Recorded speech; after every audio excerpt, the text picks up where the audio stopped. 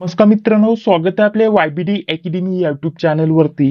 या व्हिडिओच्या माध्यमाने आज आपण जीएमसी मुंबई पद भरती 2025 यासाठी ऑनलाईन अर्ज कसा भरायचा आहे याबद्दल डिटेलमध्ये माहिती आजच्या या व्हिडिओच्या माध्यमाने आपण जाणून घेणार आहोत।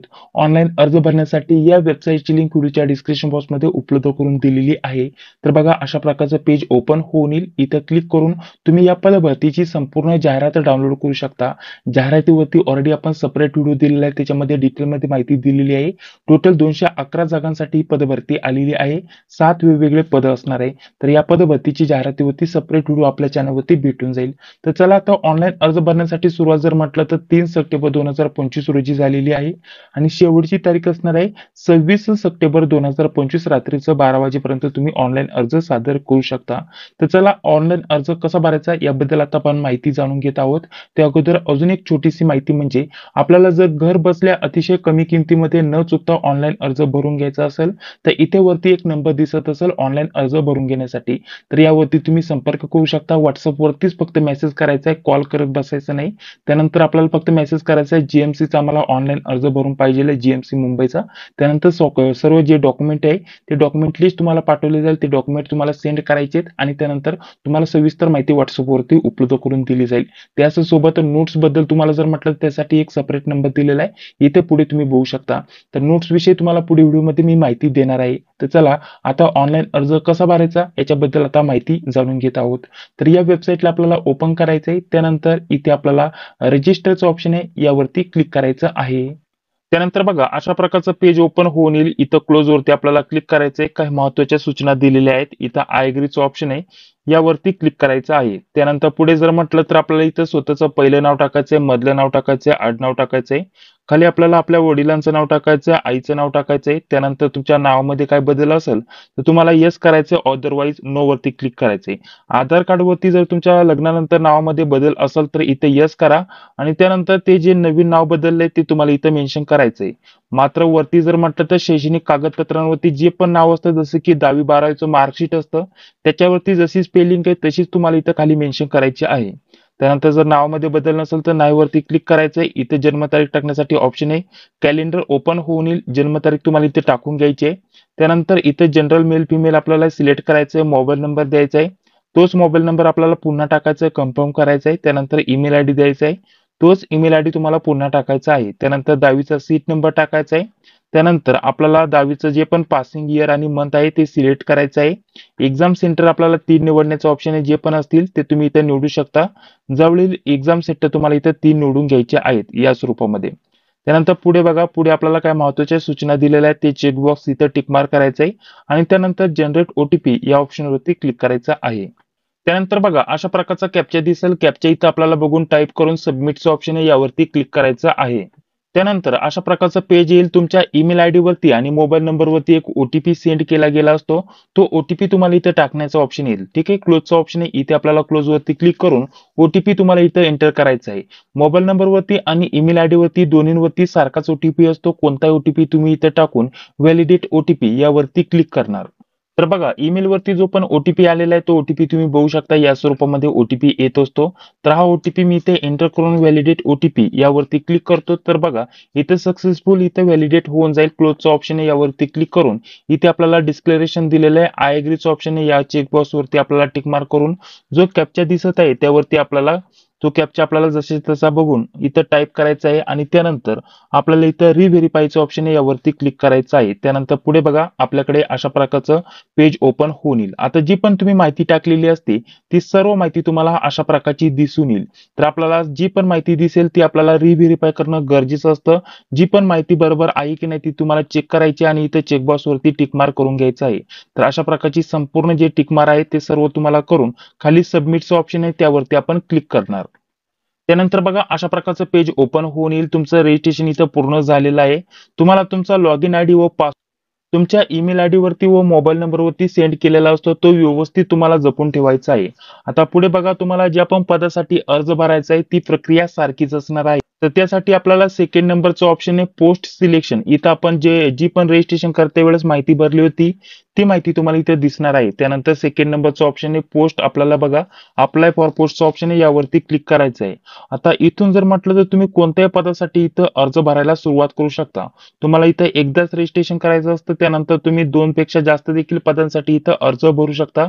काही अडचण नाही, सर्व प्रक्रिया सारखीच असणार आहे. तुमचा रजिस्ट्रेशन नंबर पासवर्ड तुम्हाला व्यवस्थित जपून ठेवायचा आहे, जो की तुम्हाला आपल्या ईमेल आयडी वरती आणि मोबाईल नंबरवरती सेंड केलेला असतो.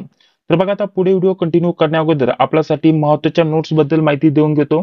जीएमसी मुंबई या पदभरतीसाठी अतिशय महत्त्वाच्या नोट्स असणार आहे. याच्यामध्ये सर्व विषयांच्या नोट्स असतील, सोबत आपल्याला लेटेस्ट प्रश्नपत्रिका देखील भेटतील जीएमसी या पदाच्या. तर याच्यासाठी जर म्हटलं तर 149चं पेमेंट असणार आहे. बाकी जर म्हटलं तर या नंबरवरती तुम्ही मेसेज करू शकता.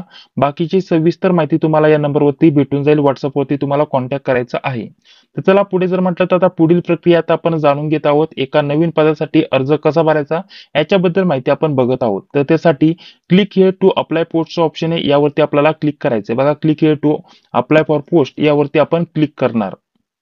त्यानंतर बघा अशा प्रकारचं पेज आपल्याकडे इथे ओपन होऊन येईल. इथे आपल्याला टिक मार्क दिलेले आहे, जी की आपण जे फॉर्म भरतो त्यावेळेस जर म्हटलं तर अर्ज करण्यापूर्वी आपण संपूर्ण जी जाहिरात आहे ती व्यवस्थित वाचून घेतलेली आहे. चेकबॉक्स वरती आपल्याला टिक मार्क करायचं आहे.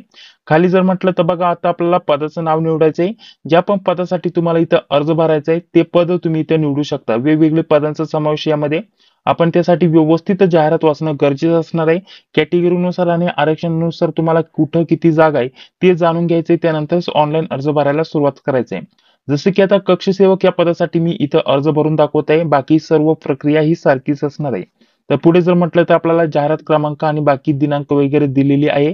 खाली जर म्हटलं तर आपण आता रजिस्ट्रेशन करते वेळेस जी पण माहिती टाकली होती ती माहिती तुम्हाला वैयक्तिक माहिती इथे दिसून येईल, जी की ऑलरेडी आपण रजिस्ट्रेशन करते वेळेस टाकलेली आहे. हे पेज थोडक्यात मी खाली घेतो. पुढे जर म्हटलं तर आपल्याला मॅरिटल स्टेटस सिलेक्ट करण्यासाठी ऑप्शन आहे मॅरिड अनमॅरिड. तुम्ही इथं सिलेक्ट करू शकता. मॅरिड वरती क्लिक केलं तर तुम्हाला पुढील काय महत्त्वाची माहिती इथं भरणं गरजेचं असतं, जसं की लग्नाची तारीख आणि तुम्हाला मुलांची संख्या किती आहे, तुमच्या मुलांची संख्या किती आहे ते तुम्हाला इथं भरणं गरजेचं असतं. 2 पेक्षा जास्त मुलं असतील तर तुम्ही इथं अर्जासाठी पात्र नसणार आहे. त्यासाठी इथं नो वरती तुम्हाला कंपल्सरी सिलेक्ट करावं लागणार आहे. हे फक्त मॅरिड यांच्यासाठी असणार आहे. अदरवाईज लग्न नसेल झालं तर तुम्हाला इथं अनमॅरिड वरती क्लिक करायचं. बाकीचे ऑप्शन तुम्हाला भरण्याची गरज नाही. पुढे एक्झाम सेंटर वगैरे आपण ऑलरेडी टाकलेले आहेत. इथे काय महत्त्वाची आपल्याला नॅशनॅलिटी किंवा जर म्हटलं तर डोमेसाईल सर्टिफिकेट विषयी इथं माहिती विचारली तर इथं आपल्याला चेकबॉक्स टिक मार्क करायचं आहे. इंडियन इथं आपल्याला सिलेक्ट करायचं आहे. महाराष्ट्राचे रहिवासी आहात का येस वरती तुम्हाला क्लिक करायचं आहे. इथं डोमेसाईल सर्टिफिकेटची माहिती देते. सर्वप्रथम ते सर्टिफिकेट कोणी इश्यू केलेलं आहे, जसं की तहसीलदारांकडून तुम्हाला भेटलं असेल तर तहसील तुम्हाला टाकायचंय. मी फक्त उदाहरणार्थ इथं पुणे मेन्शन करत आहे. बाकी तुम्हाला व्यवस्थित माहिती भरायची आहे. जे सर्टिफिकेट तुम्ही इथं तुमच्याकडे सर्टिफिकेट असतं त्या सर्टिफिकेट वरती हेडिंगला तुम्हाला ते सर्टिफिकेट कोणी इश्यू केलेलं आहे त्याच्याबद्दल माहिती दिलेली असते. त्यानंतर ते सर्टिफिकेट तुम्हाला कधी भेटलं त्याची तारीख तुम्हाला इथे टाकायची आणि सर्टिफिकेटचा जो पण क्रमांक असेल तो क्रमांक तुम्हाला इथे मेन्शन करणं गरजेचं असतं. ठीक आहे. तर ही सर्व माहिती तुम्ही व्यवस्थित भरून घेणार. त्यानंतर तुम्हाला कॅटेगरी सर्टिफिकेट विषयी माहिती विचारली तर इथं सर्वप्रथम कास्ट सिलेक्ट करायचे. त्यानंतर तुमच्याकडे त्याचं सर्टिफिकेट इथं असणं गरजेचं असणार आहे. सर्वप्रथम आता कास्ट तुम्ही सिलेक्ट केल्यानंतर तुम्ही त्याच कास्ट मधून अर्ज भरणार आहात का ओपन मधून अर्ज भरणार आहे ते तुम्हाला सिलेक्ट करायचं आहे. तुमच्या कॅटेगरीला जागा असेल तर तुम्ही तुमचीच कॅटेगरी सिलेक्ट करणार. अदरवाईज ओपन मधून जरी अर्ज भरला तरी चालतो. तुमचं ओपन मधून देखील सिलेक्शन होऊ शकतं, परंतु कॅटेगरीमध्ये मेरिट कमी लागतं त्यामुळे तुम्ही कॅटेगरी इथं सिलेक्ट करणार. त्यानंतर पुढे जर म्हटलं तर बघा त्याचं सर्टिफिकेट तुमच्याकडे असणं गरजेचं असणार आहे. आता कास्ट सर्टिफिकेट विषयी तर माहिती विचारली तर ते तुम्हाला कोणी इश्यू केलं त्या प्राधिकरणाचं नाव किंवा कार्यालयाचं नाव तुम्हाला इथे टाकायचं आहे, जे की आपल्या सर्टिफिकेट वरती दिलेलं असतं. त्यानंतर ते सर्टिफिकेट तुम्हाला कधी भेटलं त्याची दिनांक तुम्हाला इथे भरणं गरजेचं असतं. त्यानंतर सर्टिफिकेटचा नंबर आणि त्यानंतर पुढे आपल्याला विचारलंय कास्ट व्हॅलिडिटी. तुमच्याकडे जर जात वैधता प्रमाणपत्र म्हणजे जात पडताळणी तुमची झालेली असेल तर त्याची तारीख तुम्ही टाकू शकता. अदरवाईज हे पेज तुम्हाला खाली सोडायचं आहे. त्यानंतर पुढे यायचं आहे. पुढे बघा पुढे आपल्याला आयडेंटिफिकेशन मार्क विषयी माहिती विचारली, म्हणजेच आपल्या शरीरावरती कुठं तीळ मोस किंवा कुठं लागलेलं असेल ज्याने आपण आपली स्वतःची ओळख पटवून देऊ शकतो ते मार्क तुम्हाला इथे टाकायचं आहे. जर नसेल तर तुम्ही नो किंवा नील टाकू शकता, काही अडचण नाही. किंवा असेल कुठं तीळ मोस कुठं लागलेलं तर ज्याने तुम्ही स्वतःची ओळख पटवून देऊ शकता त्याच्याविषयी तुम्ही इथं माहिती देऊ शकता. अदरवाईज तुम्हाला नो किंवा नील टाकून पुढे यायचं आहे. त्यानंतर यापैकी तुमच्याकडे एक डॉक्युमेंट असणं गरजेचं असणार आहे. पॅन कार्ड सर्वांकडेच असतं. तर तुम्ही इथं होय वरती क्लिक करून पॅन कार्डचा नंबर इथं मेन्शन करणार. पॅन कार्ड वरती जसं नाव आहे ते तुम्ही इथं मेन्शन करणार. बाकीचे डॉक्युमेंट तुम्ही इथं नाही वरती क्लिक करणार. अदरवाईज तुमच्याकडे पॅन कार्ड नसेल तर यापैकी कोणतेही डॉक्युमेंट येस वरती क्लिक करून तुम्ही आयडी प्रूफ साठी ते वापरू शकता. एक तुम्हाला कंपल्सरी इथं द्यावं लागणार आहे. त्यानंतर हे सर्व टाकून झाल्यानंतर इथे चेकबॉक्स टिक मार्क करून इथं सेव्ह अँड नेक्स्ट वरती क्लिक करायचं आहे. त्यानंतर पुढे बघा, पुढे अशा प्रकारचं पेज ओपन होऊन येईल. आता इथे जर म्हटलं तर ही सर्व ऍडिशनल माहिती आहे. जसं की आत्महत्याग्रस्त जर असेल तर त्याचं प्रमाणपत्र तुमच्याकडे असणं गरजेचं असणार आहे. आत्महत्याग्रस्त शेतकऱ्याचा मुलगा मुलगी तुम्ही असेल तर येस नो तुम्ही इथे सिलेक्ट करू शकता. जे पण तुम्ही इथे येस करता त्याचं प्रमाणपत्र असणं गरजेचं असणार आहे. तर त्या प्रमाणपत्रावरती जी पण तारीख असते, त्याचा जो पण क्रमांक असतो, सिरियल नंबर आपल्या सर्टिफिकेटचा, तो तुम्हाला इथे मेन्शन करणं गरजेचं असतं. त्याच प्रकारे तुम्हाला पुढे विचारले तुम्ही केंद्र किंवा राज्य सरकारचे कर्मचारी आहात का, असेल तर येस करा, अदरवाईज नो. अशा प्रकारे भूकंपग्रस्त प्रकल्पग्रस्त तुम्ही येस नो इथे सिलेक्ट करू शकता. जे पण तुम्ही इथं येस करणार आहे त्याचं प्रमाणपत्र तुमच्याकडे इथं असणं गरजेचं असणार आहे. तर ते कोणी इश्यू केलेलं त्या प्राधिकरणाचं नाव किंवा कार्यालयाचं नाव तुम्हाला टाकायचं. त्याच्यावरती जी पण तारीख असते ती तारीख आणि जो प्रमाणपत्र आहे त्याचा क्रमांक तुम्हाला इथे मेन्शन करणं गरजेचं असणार आहे. जर नसेल तर तुम्हाला नो वरती तुम्हाला क्लिक करायचं आहे. तर ही सर्व आपल्याला आरक्षणासंदर्भात माहिती किंवा आपल्याला इतर माहिती दिलेली आहे. पुढे जर म्हटलं तर अंशकालीन पदवीधर, तर हे सर्टिफिकेट ऑलरेडी 2000 ते 2001च्या दरम्यानमध्येच बंद झालेलं आहे. ज्यांच्याकडे असेल तर त्याच्यासाठी ऑलरेडी खूप कमी कॉम्पिटिशन असतं.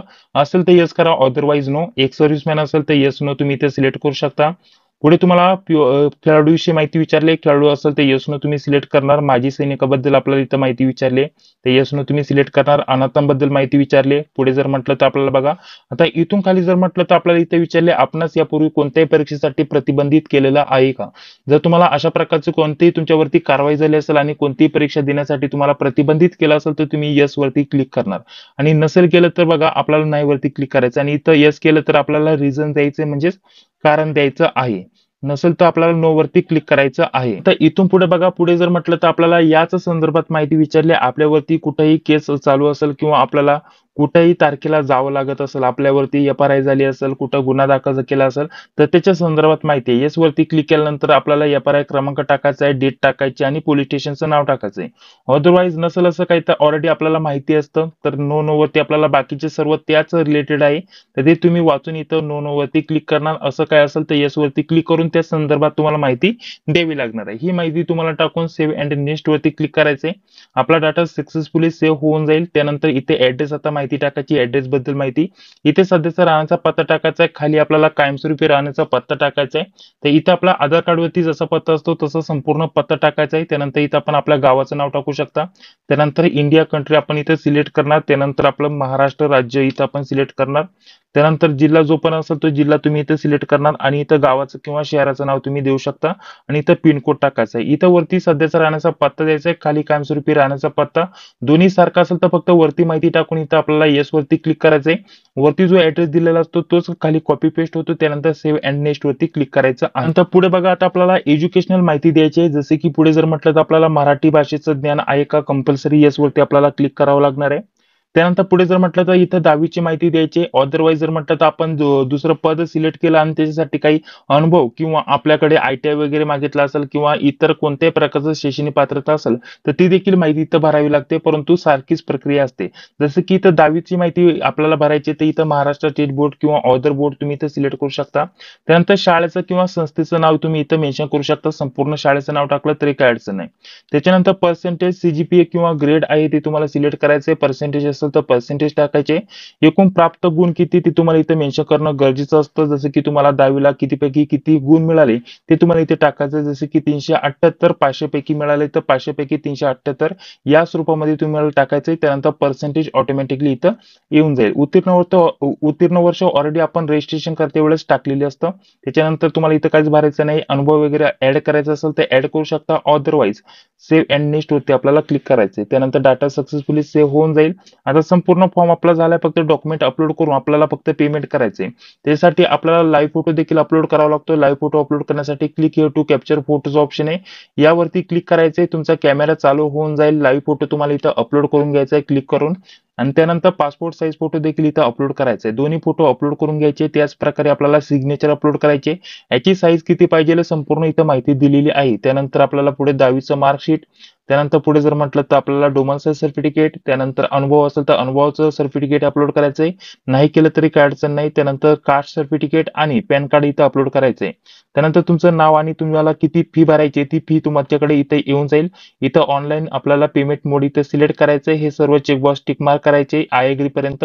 त्यानंतर आपण या प्रिव्ह्यू वरती क्लिक करून तुम्ही कसा अर्ज भरलाय संपूर्ण बघू शकता. काही चुकलं असेल तर आताच तुम्ही कोणतीही माहिती इथं एडिट करू शकता. पर्सनल डिटेल किंवा ऍडिशनल डिटेल, कम्युनिकेशन, त्याच सोबत क्वालिफिकेशन डिटेल संपूर्ण माहिती तुम्ही इथं एडिट करू शकता. अदरवाईज एकदा पेमेंट केलं का तुम्ही कोणतीच माहिती एडिट करू शकत नाही. त्यामुळे व्यवस्थित तुम्हाला ऑनलाईन जो अर्ज भरलाय तो चेक करून घ्यायचा आहे प्रिव्ह्यू वरती क्लिक करून.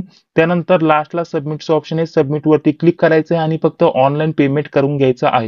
तर बघा अशा प्रकारे आता संपूर्ण अर्ज भरून झालेला आहे. पेमेंट करून तुम्हाला फक्त प्रिंट घ्यायची असते. बाकी कोणत्या प्रकारची अडचण आली तर कमेंट बॉक्समध्ये सांगायला विसरू नका. अदरवाईज घर बसल्या ऑनलाईन अर्ज भरण्यासाठी तुम्हाला एक सेपरेट नंबर दिलेला आहे आणि नोट्ससाठी देखील सेपरेट नंबर दिलेला आहे. तर सर्व पदांचा अभ्यासक्रम हा सारखाच आहे आणि अतिशय महत्त्वाच्या IMP सोबत आपण नोट्स उपलब्ध करून देतोय. तर त्यासाठी आपण हा जो नंबर दिलेला आहे त्याच्यावरती संपर्क करू शकता. आता चला तुम्हाला सांगितलं एका पदासाठी तुम्ही कसं अर्ज भरू शकता. आता याच रजिस्ट्रेशनच्या माध्यमाने तुम्हाला दुसरा देखील अर्ज भरता येणार आहे. तर तो कसा भरायचा ते देखील सांगतो.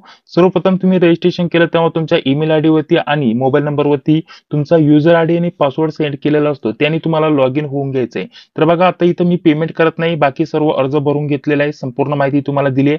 फक्त पेमेंट करून तुम्हाला प्रिंट घ्यायची. प्रिंट घेण्यासाठी देखील तुम्हाला लॉग इन करून तुम्ही प्रिंट घेऊ शकता, काही अडचण नाही. अदरवाईज आता एका पदापेक्षा जास्त अर्ज भरण्यासाठी तुम्हाला हेच पेज ओपन करायचं आहे. तुमचा रजिस्ट्रेशन नंबर आणि पासवर्ड टाकून कॅप्चा टाकून इथं लॉग इनचं ऑप्शन आहे, यावरती क्लिक करायचं. त्यानंतर बघा आपण ज्या पण पदासाठी इथं अर्ज केलेला आहे, आता सर्वप्रथम ऍप्लिकेशन डिटेल दिसेल. सेकंड नंबरचं ऑप्शन आहे अप्लाय पोस्ट. तर ह्या पोस्टसाठी आपण अर्ज केलेला आहे. आता फक्त पेमेंट बाकी आहे, त्याच्यामुळे इथं पेंडिंग दाखवत आहे. पेमेंट केल्यानंतर सक्सेसफुल पेमेंट अशा प्रकारचं येऊन जाईल. अदरवाईज तुम्ही एका पदासाठी इथं अर्ज भरलाय, दुसऱ्या पदासाठी अर्ज भरण्यासाठी सेम तीच प्रोसेस असणार. त्यासाठी click here to apply for पोस्टचं ऑप्शन आहे, यावरती आपण क्लिक करणार. त्यानंतर लगेच दुसऱ्या देखील पदासाठी तुम्ही इथं अर्ज भरू शकता. संपूर्ण जी प्रक्रिया असणार आहे ती सारखीच असणार आहे. ठीक आहे. तर बघा हा आपला पहिला अर्ज झाला. दुसऱ्या पदासाठी अर्ज भरण्यासाठी इथं क्लिक करून तुम्ही दुसरा देखील आपण याच रजिस्ट्रेशनच्या माध्यमाने अर्ज भरायला सुरुवात करू शकता. संपूर्ण प्रक्रिया सारखीच असणार आहे. इथं चेकबॉक्स टिक करायचा आणि दुसऱ्या देखील पदासाठी तुम्ही इथं एकाच रजिस्ट्रेशनच्या माध्यमाने अर्ज भरू शकता. तर चला संपूर्ण प्रक्रिया मी इथं सांगून घेतलेली आहे. अदरवाईज काही प्रश्न असतील तर कमेंट बॉक्समध्ये सांगायला विसरू नका. व्हिडिओ जर आवडला असेल तर लाईक करा. चॅनलवरती पहिल्यांदा आला असेल तर चॅनलला देखील सबस्क्राईब करा. जी बेल येते तिलाही क्लिक करा. भेटूया आता पुढील व्हिडिओमध्ये. जय हिंद, जय महाराष्ट्र.